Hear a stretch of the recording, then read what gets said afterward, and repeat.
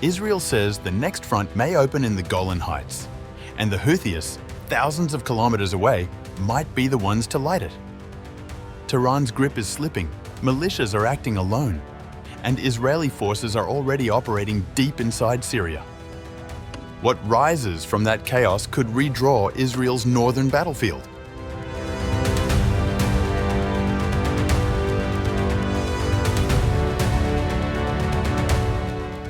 Israeli Defense Minister Israel Katz has warned that armed groups operating inside Syria are weighing a ground invasion of Israeli communities in the Golan Heights.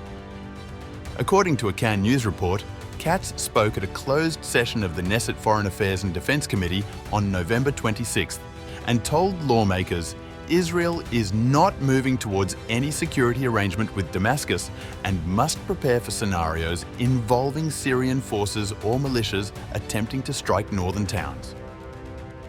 The report added that among the forces now active in Syria, Katz identified the Iran-backed Houthis as considering an imminent assault.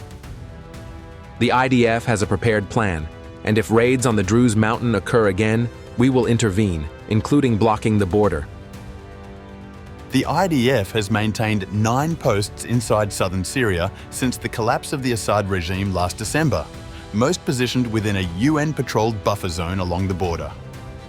2 additional posts have been established on the Syrian side of Mount Hermon, with troops operating up to 15 kilometers deep into Syrian territory to protect communities and seize weapons before they reach hostile forces. Katz also addressed concerns over Syria's Druze population, stating Israel has drawn up operational plans to intervene if attacks escalate. Meanwhile, Yuri Kellner, head of the Golan Regional Council, called for heightened readiness across the northern region of Israel, saying, "Our enemies all around continue to think about how to harm us. The IDF must continue to deepen its grip on the buffer zone and the crest of Mount Hermon, establish deterrence and ensure an immediate response to any scenario." Kellner said civil defense in Katz and surrounding communities must be strengthened through increased weapons distribution and expanded training for local security teams. Various Israeli media reports indicate both Hamas and other Islamic jihadist groups view Syria as a viable staging ground for operations, with elements inside the ruling government permitting their presence despite official denials. Cannes quoted a Syrian security source as saying that Damascus would address any activity threatening Israel if formally notified, insisting the new government has no intention of allowing military strikes across the border.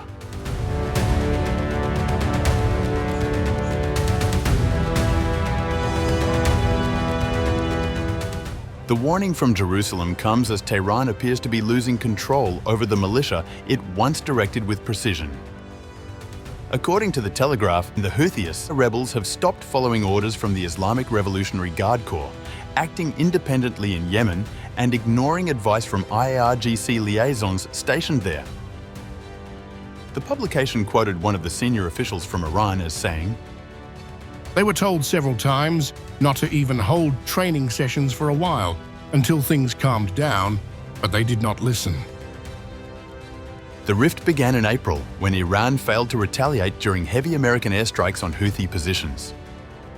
Further strain followed in June after Israeli and US forces destroyed Iranian nuclear facilities, and again in August when senior Houthi officials, including the Prime Minister and Defense Minister, were killed or wounded in Israeli strikes. Middle Eastern analysts say those incidents marked a turning point, with the Houthis concluding Tehran could no longer shield them from external threats. The Houthis don't need someone to encourage them.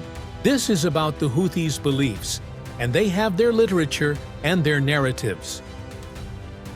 According to monitoring organization United Against Nuclear Iran, despite continued Iranian funding and arms shipments, political and military influence over the group has diminished sharply. The unravelling extends beyond Yemen, with Shiite militias in Iraq also reportedly disregarding Iranian directives. Iran's so-called axis of resistance, which once encircled Israel through a network stretching from Tehran to southern Lebanon via Iraq and Syria, now faces systemic collapse. Hamas has suffered catastrophic losses in Gaza. Hezbollah's command structure in southern Lebanon has been decimated, and the leadership of both organizations was eliminated in Israeli airstrikes over the past year. Syria's fall dealt a further blow after President Bashar al-Assad, a key Iranian ally, was ousted by Sunni-led rebel forces in late 2024.